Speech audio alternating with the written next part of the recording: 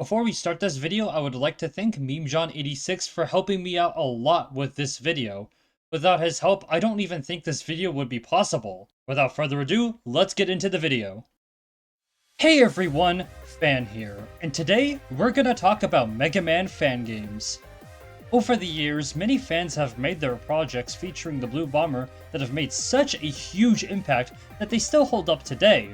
One of these games has made such a huge impact that some would even say it's what a fan game should be. And this game is called Mega Man Unlimited.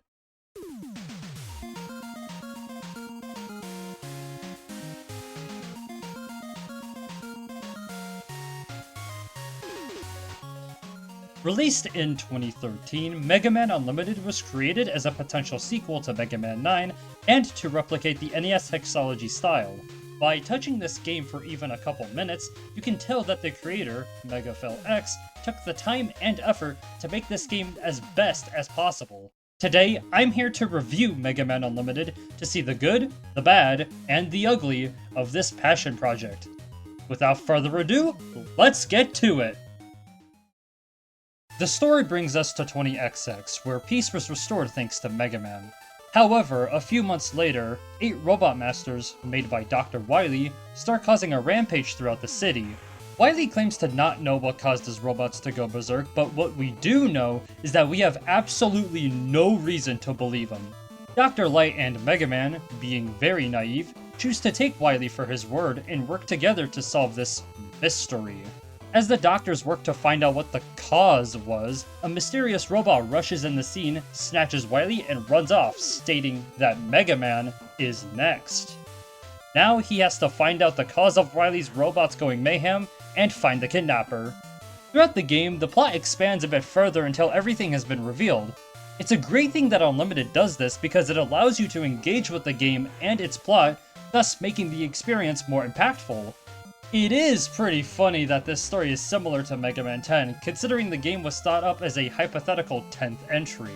Like your average Mega Man game, Unlimited features 8 Robot Masters for you to defeat: Nail Man, Tank Man, Jet Man, Blue Man, Tri-Nitro Man, Rainbow Man, Comet Woman, and Yo-Yo Man.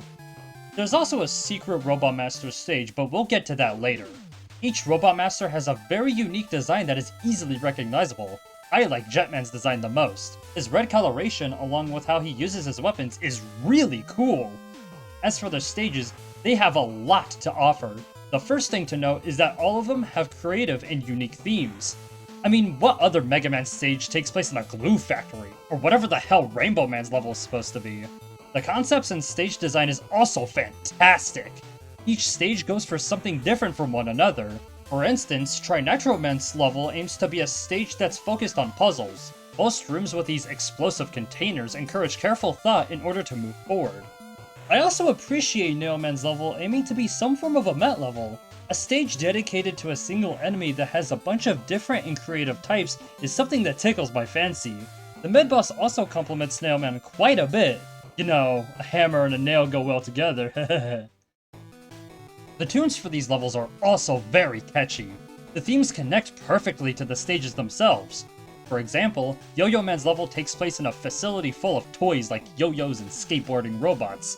The song itself creates an uplifting mood, which is something that heavily complements the level. While I do think these stages are great, there are a couple issues that I have. First things first, there are a ton of spikes in the stages. Spikes on their own may not be a bad thing, but if used too much, it can leave a player with a sour taste. This even happened to me! Comet Woman's level, for instance, has a zero gravity mechanic, but there are a lot of spikes throughout the level. It almost feels like the level's difficulty relies on these pointy objects, rather than any real challenge with its gimmicks. Even the checkpoint has spikes. The pacing also feels very long. On a casual playthrough, it takes me about 3 minutes on average to beat a stage, but for others, it could take a bit longer, especially if they keep losing lives. Along with the time it takes to even finish a level, the stages only have 2 checkpoints. One during the level, and one right before the boss. I don't think this works for a game like Unlimited because, as I previously said, these levels are lengthy and difficult. If you die while being so close to that boss gate, you get sent all the way back to the checkpoint, and you lose all that progress too. I understand that the game takes heavy inspiration from the classic games with the formula being 2 checkpoints, but the duration of each stage could potentially make a lot of these levels rage-inducing. You may also notice some secrets that require certain weapons in order to be accessed. If you are able to find these secrets and go through them, you'll find the Yoku letters, which are used to play Yokuman's level, the aforementioned secret robot master we're gonna get into now. Let's start with his stage. Simply put it, the level could have been better. It's very hard, which makes sense given that it's an optional stage, but sometimes it goes too far with its difficulty. Some Yoku block puzzles expect very tight jumps, which can often lead to death if you screw up. Granted, sometimes this is your fault, but it can make you want to throw your controller out of rage! Remember, you get sent back a long way and have to redo all of those puzzles again, which is infuriating! Not to mention, Yokuman's stage is one of the longest in the game! You could take up to 30 minutes getting through this stage on a first playthrough, even with weapons! Man, I wouldn't blame people if they stopped playing this level. As for Yokuman himself, the fight is lackluster. Yokuman summons Yoku blocks that you must climb to have a shot at dealing damage. If you don't, however, your punishment is... Who would have guessed?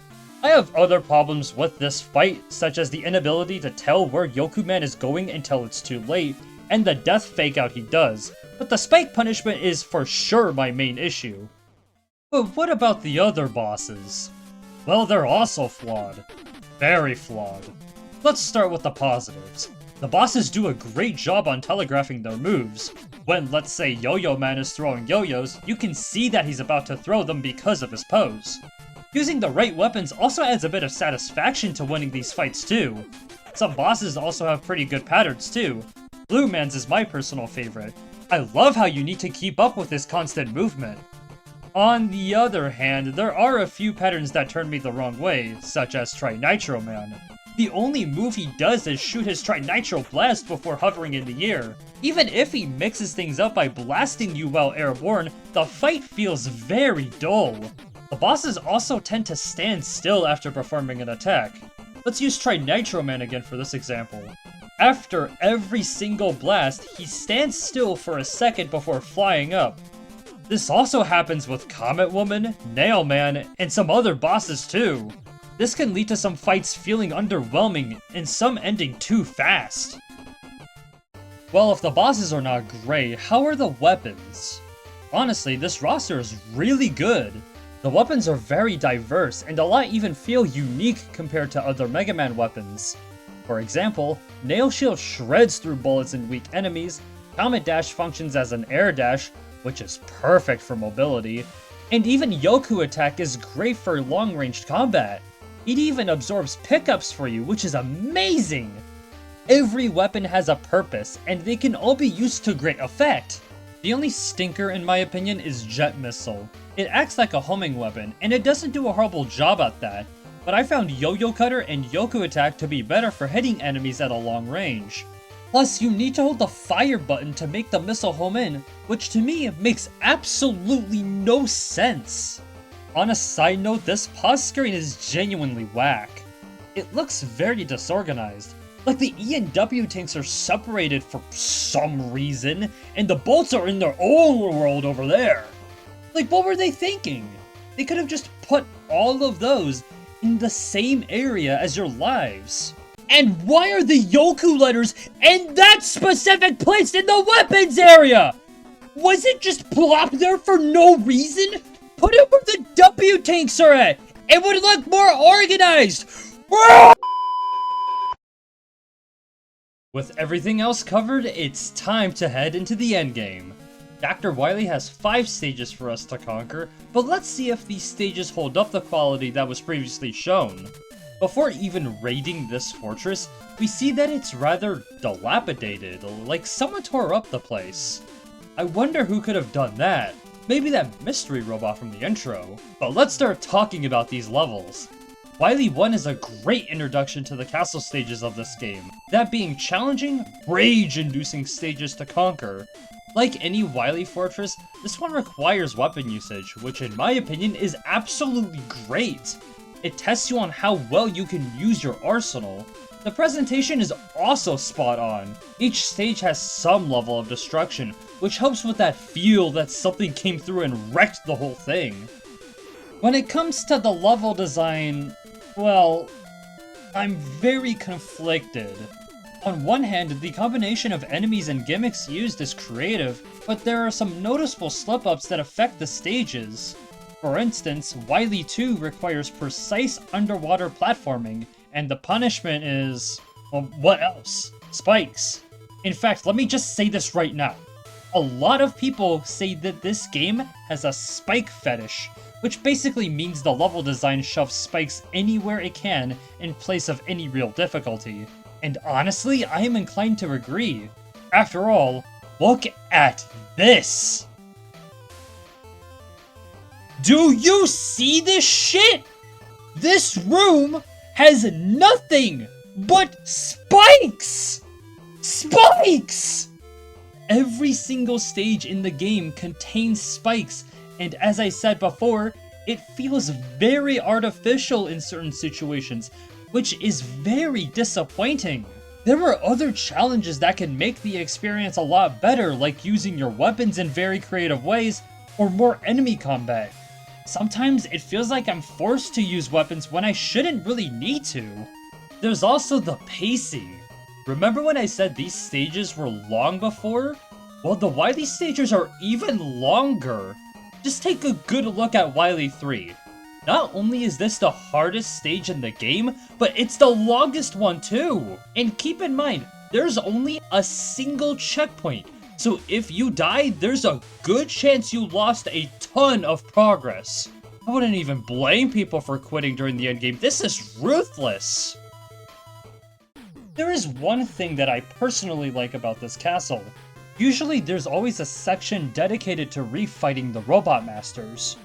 Throughout the entries, the way you fight these bosses gets pretty boring, but in this game, Megafell X decided to spice things up a bit. Instead of going straight to the fights themselves, you were forced to go through a mini-stage dedicated to the robot masters. I honestly love this idea, even if it makes the refights longer, and even if there are some stinkers. The idea itself takes an old concept and adds a twist, which is something I highly appreciate. It just sucks that there's 5 billion spikes in your way beforehand. Well, if the levels are so overwhelming, then what about the bosses? Well, they're a bit of a mixed bag. There are some cool fights here and there, like the Mecha Crab in Wily 1 that forces you to use ladders in a creative way, and the octopus from Wily 2 that tries to crush you with its head. However, I found the other fortress bosses to be more lackluster. Proto Man being the boss of Wily 3 is a really cool idea, but all he does is jump and slide and shooting lemons, and he charges when he gets to the other side of the screen. It gets boring really fast, and for a clash between brothers, I wanted a lot more. And how about that mystery robot we fight in Wily 4? Well, it's base, and let me tell you, he's pretty underwhelming too. His attacks are so easy to dodge, it honestly makes you question yourself, is this the best he can do? Well, thankfully at least the Wily machine is a challenging boss. I can appreciate that. However, the game isn't even over after you beat Wily, as he has a trump card waiting in Wily Stage 5. Let's talk about it. When starting this level, you're greeted with an ungodly amount of boss gates. This helps build up tension as to what the final boss could potentially be. Maybe Wily has a capsule waiting, or a powerful, massive robot such as Gamma. What could this final boss be? Well, when you enter the arena, you'll come face to face with a rather unexpected foe. It's Zero from the Mega Man X series, although he's called Z Prototype here. I was honestly shocked when I first saw this. Classic Mega Man is fighting Zero! Holy shit! Try all you might though, but this fight is unwinnable. Z Prototype deflects everything you send at him, and in exchange, he rams you so hard into the wall that your Mega Buster falls off!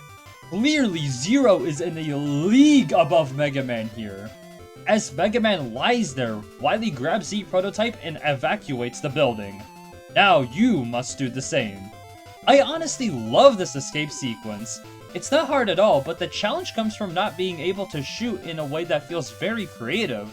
As soon as you escape, congratulations, you beat Mega Man Unlimited, and the ending assures you did a great job. It's honestly very heartwarming to see Mega Man in good hands and how each character reflects upon the whole situation. We even get to see what the Robot Masters are up to, just like in Mega Man 9. At this point, you may think that the game is over, but there's still plenty to do after beating the game. For starters, there are several options that allow you to experience it in different ways for the best, like enabling the charge shot or making your experience a living hell. There's also a special tab for modes like Endless Attack and challenges to add replay value. This tab also contains an unused Robot Master stage, Whirlpool Man, that is highly worth it. The stage is expansive and even features split paths, which encourages more than one playthrough to see it all. You even get a weapon from this level, Water Gunner. It acts like Fire Wave from Mega Man X, but instead of fire, well, you get water. It's great at shredding enemies down, so it's highly worth it. If you beat the game on normal mode or harder, you unlock the ability to play as Z Prototype, and his playstyle is very interesting. His gimmick is when you attack, you lose HP, but this is balanced by gaining it back once you hit an enemy. I think it's an interesting idea that you have to make every hit count, and if you hit an enemy more than once, you gain extra HP. To add on to this playstyle, you earn techniques instead of weapons when you beat the Robot Masters, just like in the X games. For example, beating Comet Woman gives you the ability to air dash. It's so cool! Z Prototype is very fun to use to zoom through the game's levels, and his vast moveset makes the game way more fun on a replay. In general, Mega Man Unlimited is a game made for passionate fans that offers challenging and action-packed levels. Even though the game is leaned more towards the experienced players, there's a lot of things that even a casual player can enjoy. Customizable options are also present to make sure everyone gets some form of enjoyment.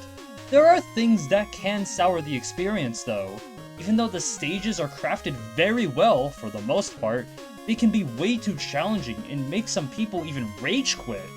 And even though the bosses seem cool, they feel very underwhelming. It's like they needed a touch of spice to make them more engaging. Honestly, it almost feels like the experience starts to sour up the more you get into the game. Personally, I enjoy Megaphil X's challenges and concepts, but even I can admit they go way too far sometimes. To me, this is a game that is worth playing, but it's unfortunate to say that the more experienced players will get a kick out of this rather than everyone fully enjoying Mega Man Unlimited. What are your thoughts on this game? Leave a comment down below, and if you enjoyed this review, give a like and subscribe to see more content in the near future. Until next time, I'll see you all in the next video. Peace!